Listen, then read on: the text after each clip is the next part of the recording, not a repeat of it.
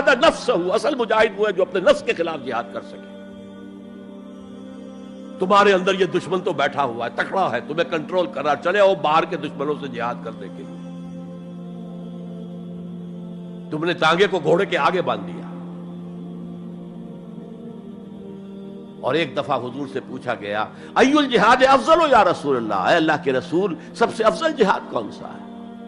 فرمایا ان تجاہد نفسک فی طاعت اللہ، اپنے نفس کے خلاف جہاد کرو، اسے اللہ کا مطیع کرو. یہ جو اندر کی کشمکش ہے، کشاکش ہے، یہ جہاد فی سبیل اللہ کا نقطہ آغاز، اللہ کا مطیع بنانا ہے نفس کو. اس کے ساتھ دو سب لیول اور ہیں. اس نفس کو بھڑکانے والی ایک قوت ہے انویزیبل، اور ویزیبل بھی ہے. انویزیبل قوت سب سے بڑی ابلیس، شیطان لعین، اور اس کے چیلے چاٹے جنات میں سے. اور ویزیبل میں انسانوں میں جو اس کے ایجنٹ ہیں، جو فحاشی کو کلچر کا نام دے، یہ اس ابلیس کے چیلے ہیں. ان کے خلاف جہاد نہیں کریں گے آپ. اگر آپ ان کے خلاف ایگریسو ایٹیٹیوڈ اختیار نہیں کریں گے تو آپ ان کے دباؤ میں آ جائیں گے. ان الشیطان لکم عدوا فاتخذوہ عدوا، اے لوگوں یہ شیطان تمہارا دشمن ہے، اس کو اپنا دشمن سمجھو. وہ تمہیں سبز باغ دکھاتا ہے، بدی کو مزین کر کے دکھاتا ہے، اچھے اچھے نام اس کے رکھ دیتا ہے، اور تمہیں آمادہ کرتا ہے بدی کے ارتکاب پر. نہیں، وہ تمہارا دشمن ہے. افتتخذونہ وذریتہ اولیاء من دونی، تم مجھے چھوڑ کر اسے اور اس کے چیلے چانٹوں کو تم اپنا دوست بناتے ہو. نہیں، شیطان کے خلاف جنگ کرو. اور تیسرا اس پر سب لیول کیا ہے؟ معاشرہ اگر بگڑا ہوا ہے، اس کا عمومی رجحان برائی کی طرف ہے، تو سوشل پریشرز آپ کو ادھر دھکیلتے ہیں. جیسے کہ اگر کوئی موب جا رہا ہے تو اس کے ساتھ چلنا تو بہت آسان ہے، وہ خود ہی آپ کو دھکیلتا ہوا لے جائے گا. اس کے خلاف چلنا بہت مشکل کام. ہو سکتا ہے آپ بڑی زور لگا کے 4 قدم آگے بڑھیں، پھر کوئی ریلا آئے 10 قدم پیچھے لے جائے.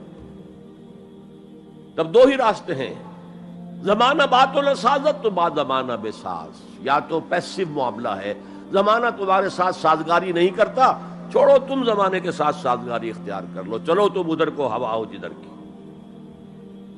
ایک یہ ہے کہ نہیں، زمانہ بات و سازت تو بعد زمانہ ستیس. زمانہ اگر تمہارے ساتھ سازگاری نہیں کر رہا تو زمانے سے جنگ کرو، لڑو، ریزسٹ کرو. تو 3 جہاد ہو گئے فرسٹ لیول کے. 3 سب لیولز: نفس امارہ، اڈ، لبیڈو، نفس حیوانی کے خلاف جہاد، اس کو بھڑکانے والے، وسوسہ اندازی کرنے والے، اس میں پھوکے مارنے والے، شیطان اور اس کی ذریت مانوی اور ذریت نسلی، جنات اور انسانوں میں جو اس کے ایجنٹ ہیں، ان کے خلاف جہاد. معاشرے کے خلاف ایک سٹرگل. اب یہ 3 جہاد آپ نے کر لیے، اللہ توفیق دے ہم میں سے ہر ایک کو. تو اب یہ جہاد آپ کے جسم سے باہر نکلے گا، خارج میں آئے گا. دوسری منزل ہے نظریاتی تصادم. اگر آپ نے ایمان کا نظریہ اختیار کیا ہے تو الحاد کا نظریہ رکھنے والے بھی موجود ہیں. آپ نے توحید کے نظریے کو اختیار کیا ہے تو مشرکانہ عقائد رکھنے والے بھی موجود ہیں. They are bound to resist. اس کے خلاف جہاد کرنا ہوگا، محنت کرنی ہوگی، اپنی بات کو دلائل سے ثابت کرنا ہوگا، اپنی بات کو اچھے انداز میں حسن اسلوب سے لوگوں کے دلوں تک پہنچانا ہوگا. ظاہر بات ہے وقت لگے گا، جان کھپے گی، اور اگر آپ انتہائی سنسیئر ہیں یہ آپ کا ایک لائف لانگ اور ہول ٹائم جو ہے آپ کی انگیجمنٹ ہوگی. ہے اینڈ ٹائم از منی. جہاد بالمال، جہاد بالنفس، یہ ہے دعوت و تبلیغ کہہ لیں اسے، اپنے نظریات کو پھیلانا کہہ لیں۔ آخر مارکسسٹ نے اپنے نظریات کو پھیلایا، پہلے پیور فلسفی کی سطح پر ٹاپ انٹلیکچوئلز کو دنیا کے انہیں پوزیس کیا، اس کے بعد ادب کے ذریعے سے، ڈراموں کے ذریعے سے، شاعری کے ذریعے سے، افسانوں کے ذریعے سے وہ فکر جو تھا طبقاتی شعور، کلاس کانشسنس کا شعور پیدا کیا، اور ہوتے ہوتے یہاں تک کہ ریڑی والے کے زبان پر بھی لفظ آ گیا استحصال۔ او اتنا ثقیل عربی لفظ، استحصال کر رہے ہیں یہ سارا کام یوں ہی تو نہیں ہو گیا۔ کتنے ادیبوں نے، کتنے ڈرامہ نویسوں نے، کتنے شاعروں نے اس فلسفے کو پھیلایا ہوگا۔ اچھا، اس کے بھی 3 سب لیولز ہیں۔ ہر انسانی معاشرہ 3 سطح کے لوگوں پر مشتمل ہے۔ ایک انٹلیکچوئل مائنورٹی ہوتی ہے، انٹیلیجنسیا ہوتا ہے، یا جسے ایک اور اصطلاح میں کہتے ہیں brain trust of the society. They control direction and destination of the society. ہوتے ہیں مائنورٹی، مائنیوٹ مائنورٹی، لیکن ان کا اور پوری قوم کا جو باہمی رشتہ ہے وہ کیا ہے؟ جیسے یہ دماغ اور پورا جسم۔ میری ٹانگیں مجھے لے کر چل سکتی ہیں، دوڑ سکتی ہیں، اگرچہ اب میں دوڑ نہیں سکتا گھٹنوں کے آپریشن کے بعد، لیکن بہرحال دوڑا بھی کرتا تھا۔ لیکن کدھر جانا ہے اس کا فیصلہ یہاں ہوتا ہے، یہ صلاحیت ٹانگوں میں نہیں ہے۔ ہاں، یہاں سے فیصلہ ہو دوڑو، دوڑیں گے۔ ہاتھ پکڑ سکتا ہے کسی چیز کو، کس کو پکڑے کس کو نہ پکڑے۔ ہو سکتا ہے کہ آپ نے ہاتھ بڑھا بھی دیا ہو، کسی کو لکڑی سوکھی سمجھ کر آپ جو ہے جنگل کے اندر سے ایندھن جمع کر رہے ہیں، اچانک آنکھ نے دیکھا وہ تو حرکت کر رہی ہے، فوراً اطلاع گئی، ارے یہ تو سانپ معلوم ہوتا ہے، یہاں سے حکم آیا ہاتھ کھینچ لو، فوراً کھینچ لیا۔ تو کنٹرول تو یہ کر رہا ہے نا۔ ماسز کسی معاشرے کی نہ ڈائریکشن معین کر سکتے ہیں، نہ اس کی ڈیسٹینیشن کا فیصلہ کر سکتے ہیں۔ یہ اس کا انٹیلیجنسیا ہے، یہ اس کا برین ٹرسٹ ہے، یہ اس کا انٹلیکچوئل ایلیٹ ہے۔ لہذا اس نظریاتی تصادم میں بھی پرائرٹی نمبر 1 وہ طبقہ ہے۔ اگر وہ آپ کے نظریات کے قائل نہیں ہوں گے، حامل نہیں ہوں گے، there can be no collective change in this society۔ افراد کچھ مل جائیں گے آپ کو، افراد کے اندر ہوتے ہیں جو قبول کر لیتے بس، لیکن معاشرہ ان کے کنٹرول میں۔ اور اس سطح کے لوگوں کو دعوت دینا، تبلیغ کرنا آسان کام نہیں۔ آپ کو دلیل سے بات کرنی ہوگی، آپ کو ان کے نظریات کا تجزیہ کرنا ہوگا، اس میں کتنا حصہ غلط ہے، کتنا صحیح ہے۔ ان کے دماغوں میں مارکسزم گھسا ہوا ہے، ان کے دماغوں میں فرائیڈزم گھسا ہوا ہے، ان کے دماغوں میں ڈاروینزم گھسا ہوا ہے، ان کے دماغوں میں لاجیکل پازیٹیوزم گھسا ہوا ہے۔ ہاں، کچھ لوگ رہے ہیں آئیڈیلسٹ بھی۔ ایک ہندوستان میں مسلمان پیدا ہوا آئیڈیلسٹ فلسفی علامہ اقبال، اور دوسرے ہندو رادھا کرشنن، بہت بڑے آئیڈیلسٹ، اس میں کوئی شک نہیں۔ اور ان کو اللہ نے لمبی عمر بھی دی، تو انہوں نے جو تصانیف فلسفے پر لکھی ہیں علامہ اقبال نہیں لکھ پائے۔ تو یہ جو طبقہ ہے یہ عام واعظ و نصیحت سے اثر قبول نہیں کرتا، because there is a barrier in their minds, in their brains. You have to pierce through that barrier, and only then you can approach their hearts.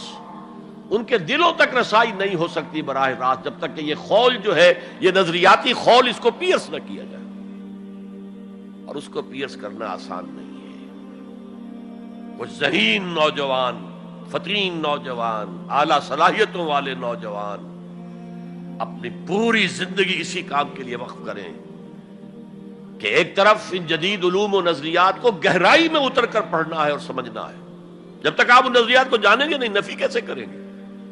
آپ کیسے آج تجزیہ کریں گے کہ اس میں یہ حصہ صحیح ہے، یہ حصہ غلط ہے؟ اور دوسری طرف قرآن کی گہرائی میں غوطہ زنی کرنی ہے تاکہ ہدایت جو اللہ کی آئی ہوئی ہے اس کو آپ اچھی طرح سمجھیں، اور پھر اس نور کی روشنی میں پھر آپ لوگوں کو ان چیزوں کے خلاف متنبع کریں کہ اس میں یہ غلطی ہے، اس میں یہ غلطی ہے۔ اکنامکس کی یہ تھیوری غلط ہے، باطل ثابت ہو چکی ہے۔ ڈارونزم جو ہے وہ بایولوجی کے میدان میں شکست دیا جا چکا ہے۔ لیکن یہ کہ یہ تو کام کرنا جو ہے it's a life long affair. اب ظاہر بات ہے، آپ کے علم میں شاید ہو کہ جب مارکس کتاب لکھ رہا تھا داس کیپیٹال تو اسے فاقے آ رہے تھے، اسے کچھ سپورٹ کرتا تھا اینجلز، لیکن یہ کہ کچھ عرصہ ایسے بھی ہوا ہے کہ وہ بھی سپورٹ نہیں کر سکتا۔ لیکن پھر اس کی کتاب نے دنیا کو پوزیس کیا ہے، اس کے فلسفے نے لوگوں کو اپنی گرفت میں لیا ہے، تبھی تو پھر انقلاب برپا ہوا۔ اسی طریقے سے جب تک کہ کچھ نوجوان اسے اپنا پوری زندگی کا کیریئر نہیں بنائیں گے، اس کا کوئی امکان نہیں ہے کہ اس طبقے میں آپ کوئی ڈینٹ بھی ڈال سکے۔ اور اگر یہ نہیں ہوگا تو society as a whole, the state as a whole will never accept any change. اس سے نیچے آئیے، عوام الناس، ان کے دماغ کلین سلیٹ کی طرح ہے، اس میں نہ کوئی خناس ڈارونزم کا بھرا ہوا ہے، نہ فرائیڈزم کا ہے، نہ مارکسزم کا ہے، کچھ بھی نہیں، کلین سلیٹ ہے۔ اس کو واعظ و نصیحت کے ذریعے سے ایسی بات جو از دل خیزت بر دل ریزت، دل سے اٹھے دل پہ اتر جائے، سادہ ترین زبان میں بھی بات کرو وہ قبول کریں گے، بس صرف اس کی ایک شرط ہے، آپ کا عمل بھی گواہی دے رہا ہو کہ آپ واقعی جو کہہ رہے ہیں اس پر خود بھی عمل پیرا ہے۔ یہ اگر پہلی منزل آپ سر کر آئے ہیں تب تو ٹھیک ہے، اگر پہلی منزل آپ نے سر نہیں کی اور آپ شروع ہو گئے مبلغ کی حیثیت سے، تو ایسا مبلغ جو ہے وہ اسلام کو بدنام کرے گا۔ وَمَنْ أَحْسَنُ قَوْلًا مِّمَّنْ دَعَا إِلَى اللَّهِ وَعَمِلَ صَالِحًا وَقَالَ إِنَّهُ مِنَ الْمُسْلِمِينَ۔ اس شخص سے بہتر بات اور کس کی ہوگی جو اللہ کی طرف بلائے اور عمل نیک کرے اور کہے کہ میں بھی مسلمانوں میں سے ہوں، میں بھی کوئی بڑا اونچا آدمی نہیں ہوں، کوئی بہت اعلیٰ تم سے برتر نہیں ہوں، کہ خاص لیول پر جب انسان دینی اعتبار سے پہنچ جاتا ہے تو اب سب سے بڑا فتنہ جو لاحق اس سے ہو سکتا ہے وہ تکبر کا ہے، دوسروں کو بنظر استحقار دیکھنا۔ اگر یہ نہیں ہے، سنسیریٹی کے ساتھ اپنے مخاطب کی خیر خواہی اس کے ساتھ آپ بات کر رہے ہیں، تو یہ ہے موعظہ حسنہ۔ یہ میں جو کچھ بیان کر رہا ہوں یہ سورہ نحل کی آیت، ادعو الی سبیل ربک بالحکمہ، یہ ٹاپ لیول کے اوپر حکمت سے، دانشمندی سے، اور حکمت کسے کہتے ہیں؟ عقل کا سفر فطرت کی رہنمائی میں، اس کا نتیجہ حکمت ہے۔ عقل خالص کا نتیجہ فلسفہ ہے، فلسفے کی منزل سکیپٹسزم ہے یا ایگنوسٹسزم ہے، لا ادریت ہے یا ارتیابیت ہے۔ ثم لم یرتابوا آج ہم نے پڑھا ہے، وہی ارتیابیت ہے۔ تھرڈ لیول ہے کہ ہر معاشرے کے اندر کچھ جنہیں ہم سمجھیں گے کہ گمراہ کن طبقات ہیں، گمراہ کرنے والے، ان کی تبلیغی سول سروس موجود ہوتی ہے، انہیں تنخواہیں ملتی ہیں اسی کی کہ وہ آپ کے نظریے کی نفی کریں اور اپنا نظریہ، اپنا عقیدہ پھیلائیں۔ یہ لوگ ادھار کھائے بیٹھے ہوتے ہیں، یہ سمجھنے کے موڈ میں کبھی نہیں ہوتے، ان کا تو انداز مناظرانہ ہوتا ہے، بس سمجھنا سمجھانا پیش نظر نہیں ہوتا۔ You have to meet them in their own elements۔ اگر نہیں کریں گے تو عوام الناس پر بہت برا اثر ہوگا، عوام الناس جو ہیں وہ تو پھر زیر اثر آ جائیں گے ان کے، جیسے کہ پادری فینڈر آیا تھا انڈیا میں، ابھی جب کہ ایسٹ انڈیا کمپنی کی حکومت شروع ہوئی تھی، کلکتے ہی سے انگریز شروع ہوئے تھے، کلکتے ہی سے مشنری ورک شروع ہوا تھا، وہیں پہلا پریس لگا تھا، وہیں اردو کی بائبل چھپی تھی، اور اس نے تمام مسلمان علماء سے مناظرے کیے، بنگال کے، بہار کے، یو پی کے، سب کو ہراتا ہوا، شکست دیتا ہوا دلی پہنچ گیا، اور دلی کی جامع مسجد کی سیڑھیوں پر کھڑے ہو کر اس نے اعلان کیا، اے مسلمانوں، میں وہاں سے یہاں تک آ گیا ہوں، تمہارا کوئی عالم میرا مقابلہ نہیں کر سکا۔ اس کی وجہ یہ کہ ہمارے علماء نہ بائبل پڑھتے تھے نہ تورات پڑھتے تھے، ان کا اصل سبجیکٹ تھا فقہ، اس لیے کہ انہیں سرکاری جو حکومت مسلمانوں کی تھی اس کے اندر قاضی اور مفتی کے عہدے اور قاضی اور خطیب جامع مسجد کے یہ عہدے تھے. تو سول سروس کے لیے جو نصاب بنا ہوا تھا وہاں، اس میں قانون کی اہمیت تھی سب سے زیادہ، تو فقہ پڑھتے تھے. اور وہ لوگ تیار ہو کر آتے تھے، پوری طرح عربی سے واقف ہے، قرآن سے واقف ہے، تو مقابلہ کیسے ہو؟ اور اگر اس وقت کوئی شخص مقابلے میں نہ آ سکتا. ایک تو عجیب بات نوٹ کیجئے کہ اس وقت اسلام اور توحید کا دفاع کرنے والا سب سے بڑا ایک ہندو تھا، راجا رام موہن رائے. آئینہ تثلیث اس نے کتاب لکھی ہے جس میں کہ ٹرینٹی جو عیسائیت کی بنیاد ہے اس کی نفی کی اور توحید کا اثبات کیا. بہرحال پادری فینڈر کے مقابلے میں کوئی اگر نہ آتا تو کیا اثر ہوتا علماء پر؟ ویسے ہمیں انگریزوں نے فتح کر لیا، ہمارے مذہب کو عیسائیوں نے فتح کر لیا، لیکن اللہ کا فضل ہوا، کرم ہوا. ضلع مظفر نگر کا ایک قصبہ کیرانہ ہے، مولانا رحمت اللہ کیرانوی رحمت اللہ علیہ وہ میدان میں آئے، انہوں نے شکست فاش دی، فینڈر کو بھاگ گیا ہندوستان سے. تو یہ جدال اس کو قرآن کہتا ہے، مناظرہ نہیں، عام لفظ استعمال ہوتا ہے مناظرہ، قرآن کہتا ہے مجادلہ. لیکن اس کے لیے بھی کیا کہتا ہے؟ جدال بھی کرو تو خوبصورت طریقے سے، گالم گلوچ نہ کرو، لوگوں کی توہین نہ کرو، ان کے جھوٹے معبود ہیں تو انہیں گالیاں مت دو، شریفانہ انداز میں بات کرو. یہ 3 لیولز دعوت. ظاہر بات ہے کہ اس طرح کے مناظرے کے لیے بھی اسپیشل ٹریننگ کی ضرورت ہوتی ہے. اگر آپ ان مذاہب کی گہرائی میں نہیں اترے ہوئے، ان کی تاریخ کی جو ہے پورا پس منظر آپ کو معلوم نہیں، ان کے اسکرپچرز کو آپ نے نہیں پڑھا ہے، تو آپ کیسے کریں گے مناظرہ؟ تو یہ 3 سب لیولز ہیں دعوت و تبلیغ کے، جہاد کے، جس میں جان بھی لگتی ہے، مال بھی لگتا ہے. ایک ادعو الی سبیل ربک بالحکمہ for the elite, intellectual elite, والموعظۃ الحسنہ فار دی کامن ماسز، وجادلہم باللتی احسن، اور جدال اور مجادلہ کرو ان کے ساتھ، لیکن بہت عمدہ طریقے سے، خوش اسلوبی سے. اس میں تہذیب ہونی چاہیے، شائستگی ہونی چاہیے. اگر وہ کہیں اس سے نیچے گر رہے تو مت گرنا. 2 لیولز اور 6 سب لیول ہو گئے. اب آئیے، اس کا چوٹی کا جہاد ہے نظام کو بدلنا. مارکسزم کو مانا ہے تو فرض ہے کہ کمیونزم نافذ کرو. یہ سخت ترین مرحلہ ہے، اس لیے کہ ظاہر بات ہے کہ خلا تو کہیں ہے نہیں، کوئی نہ کوئی نظام تو ہے. وہ نظام اپنے آپ کو ڈیفینڈ کرتا ہے، وہ سٹیٹس کو وہ چاہتا ہے. اس کے ساتھ جو پریویلیج کلاسز ہیں وہ چاہیں گی نظام یہی رہے. اسی کی شاخوں پر تو ہمارے آشیانے بنے ہوئے ہیں، ہمارے گھونسلے، ہمارے مفادات پر زد پڑ رہی ہے. Grid up your lines, resist them.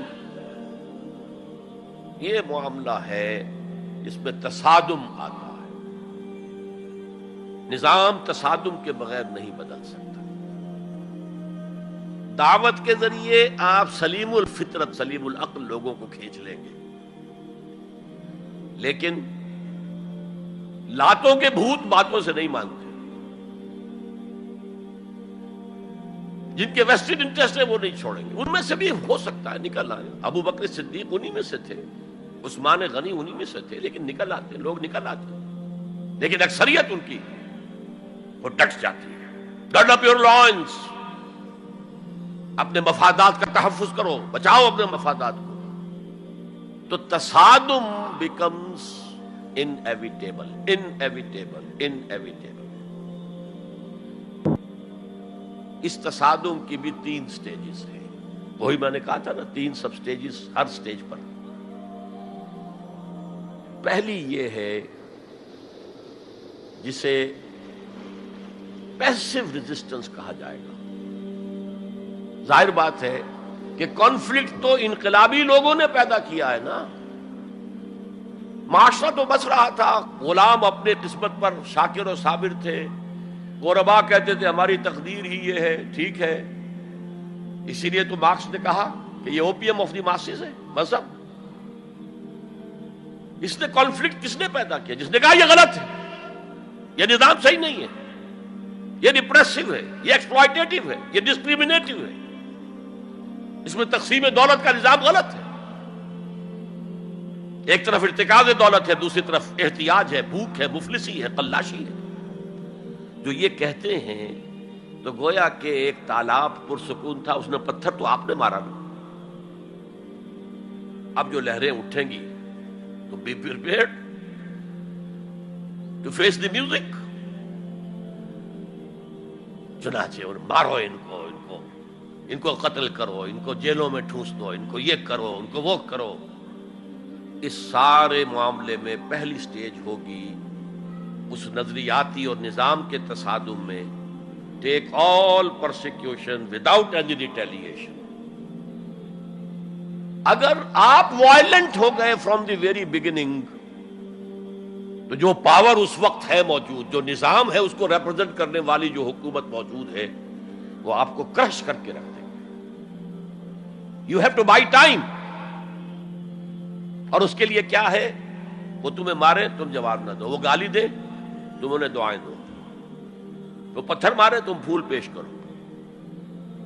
ادفع باللتی ہی احسن، بہترین انداز میں دفاع کرو. اسے کہتے ہیں پیسو ریزسٹنس. حضور کی سیرت میں پورے 12 برس یہ حکم تھا. This was the order of the day. No retaliation whatsoever, no raising of hands even in self defence. اور یہ میں آپ کو بتا چکا ہوں. مہاتما گاندھی نے کہا، سرحدی گاندھی عبد الغفار خان سے، کہ میں نے یہ عدم تشدد جو ہے، تشدد کا جواب تشدد سے نہ دینا، یہ میں نے سیکھا ہے حضرت مسیح سے اور حضرت محمد سے صلی اللہ علیہ وسلم. حضرت مسیح کی زندگی پہلی سٹیج ہی پر تک رہی، آگے کی وہ مہم چلی ہی نہیں، اس لیے کہ آپ کو ریسپانس ملا ہی نہیں. کہتے ہیں کل 72 آدمی ایمان لائے تھے ان پر، اور ان میں سے بھی 12 تھے جو ان کے مخلص ساتھی تھے، حواریین تھے، ہر وقت ساتھ رہتے تھے، اور ان میں سے بھی ایک وہ تھا جس نے غداری کر کے گرفتار کرایا ہے ان کی اپنی روایت کے مطابق. اس کو چھوڑیے، تفصیل میں نہیں جانے کی ضرورت نہیں. تو بہرحال اس سے اگلی سٹیج کیسے آتی؟ دعوت وہ دیتے رہے، وعظ کہتے رہے، یہ سب کچھ کرتے رہے، سیکنڈ سٹیج تک رہے. تھرڈ سٹیج تک تو جب تک کہ قوت حاصل نہ ہو you can't proceed. If there's no response, you can't go forward. لیکن یہ کہ حضور کی زندگی میں اگلی سٹیج آ گئی. ساتھی آئے، انہیں مارے کھانی پڑی، دہکتے ہوئے انگاروں پہ لٹایا گیا، جانوروں کی لاشوں کی طرح ان کی گردن کے اندر رسیاں باندھ کر انہیں گھسیٹا گیا گلیوں کے اندر. سب کچھ ہوا ہے، برداشت کیا. انہیں قتل بھی کیا گیا. حضرت سمیہ، حضرت یاسر پہلے مقتولین ہیں، میاں بیوی رضی اللہ تعالی عنہما. سب کچھ ہوا ہے، برداشت کرو، اسبرو، صبر کرو. اس کا ایک بہت بڑا نتیجہ نکلتا ہے. اس معاشرے میں جو سائلنٹ میجورٹی ہوتی ہے، وہ سائلنٹ میجورٹی سائلنٹ تو ہوتی ہے، ڈمب تو ہے، ڈیف نہیں ہے، بلائنڈ نہیں ہے.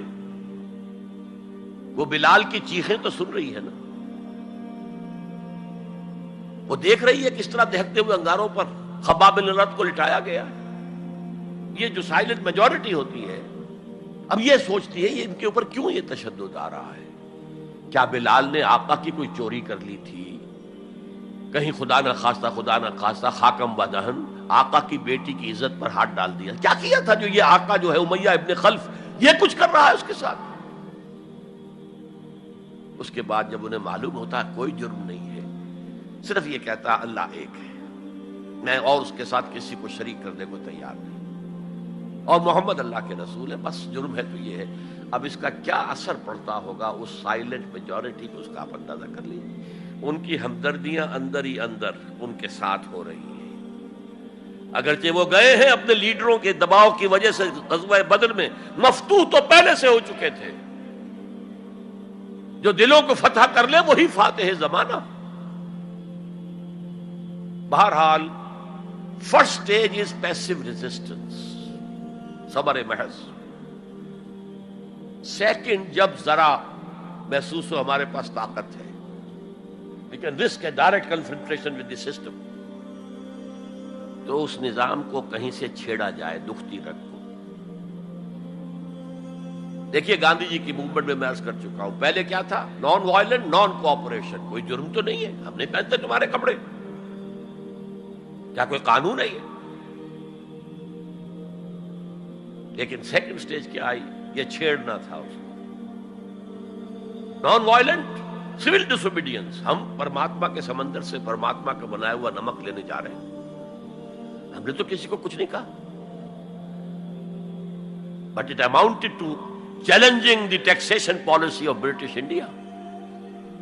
اب لاٹھیاں پڑی ہیں، جیلوں میں ٹھوسے گئے ہیں، سب کچھ برداشت کیا ہے، کھڑے رہے ہیں، مضبوط رہے. تو یہ سٹیج آتی ہے جب یہ سمجھا جائے کہ ہاں اب طاقت ہے ہمارے پاس. We can risk a direct confrontation with the system. اس میں حضور نے کیا کیا تھا؟ مدینے میں جا کر آپ نے 6 مہینے لگائے تھے 3 کام جن سے کہ اپنی پوزیشن کنسولیڈیٹ کی. مدینے میں کنسٹرکشن آف دی ماسک، وہ مرکز بن گیا، وہی حکومت، وہی دار الشورا، وہی تزکیے کی جگہ، وہی نماز کی جگہ، سب کچھ وہی تھا. دوسرے ایک انصاری ایک مہاجر، بھائی بھائی، تاکہ یہ 2 فیکشنز علیحدہ علیحدہ نہ رہیں، انٹیگریٹ ہو جائیں. اور ایک جو 3 قبیلے یہود کے موجود تھے ان کو جکڑ لیا ایک میثاق میں، معاہدے میں، میثاق مدینہ، joint defence of Medina, pact for the joint defence of Medina. اگر مدینے میں باہر سے حملہ ہوا تو ہم سب مل کر ایک امت کی حیثیت سے دفاع کریں. اس کے بعد آپ نے چھوٹے چھوٹے چھاپا مار دستے بھیجنے شروع کر دیے. ان کی جو لائف لائن تھی، میں نے بتایا تھا کہ ان کے کیریوانز کو کوئی ٹوکتا نہیں تھا، روکتا نہیں تھا، لوٹتا نہیں تھا. اب تھریٹن کیا محمد نے صلی اللہ علیہ وسلم. یہ گویا کہ اکنامک بلاکیڈ آف مکہ تھا. اور جب بھی یہاں کہیں گئے آپ، وہاں کے لوکل قبیلے سے آپ نے صلح کر لی، معاہدہ کر لیا.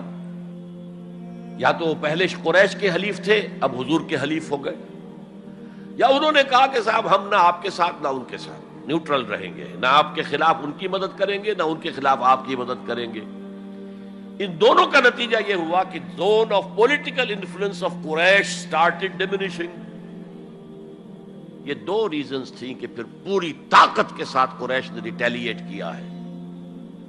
اور پھر لاسٹ معاملہ شروع ہوا ہے، تیسری منزل.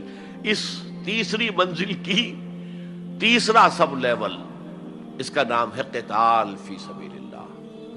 اب جنگ شروع، اے 6 years long وار. یہ جو بدر ہے، احد ہے، احزاب ہے، بنی المصطلق ہے، بے شمار غزوات، چھوٹے چھوٹے بڑے بڑوں کے نام ہمیں یاد ہیں صرف. It was a continuous war with battles.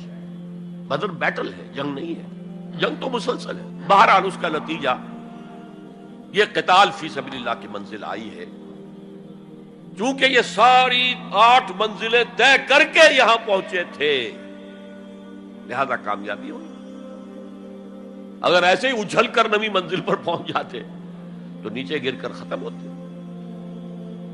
یہ ہے قتال فی سبیل اللہ، اللہ کی راہ میں قتال. بہرحال آج کے انقلاب اسلامی کے لیے پہلے 5 سٹیپ جو کہ تو رہیں گے. دعوت دی جائے گی، لوگوں کی اصلاح کی جائے گی، انہیں منظم کیا جائے گا، پھر پیسو ریزسٹنس کے دور سے گزرنا ہوگا، پھر ایکٹیو ریزسٹنس. لیکن آخری جو ہے 2 طرفہ جنگ کی بجائے 1 طرفہ جنگ.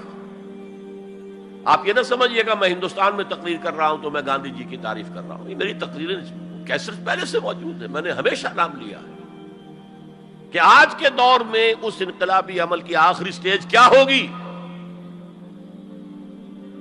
اس کے ضمن میں مہاتما گاندھی کا پروسیس درست ہے. نان وائلنٹ، نان کوآپریشن، ترک موالات. نان وائلنٹ، سول ڈس اوبیڈینس. لیکن یہ سٹیجز کب آئیں؟ جب گاندھی لیڈر بن چکے تھے. ان کا یہ کہہ دینا کافی تھا کہ بدیشی کپڑا ہم نہیں پہنیں گے اور ہم اپنا چرخہ چلائیں گے.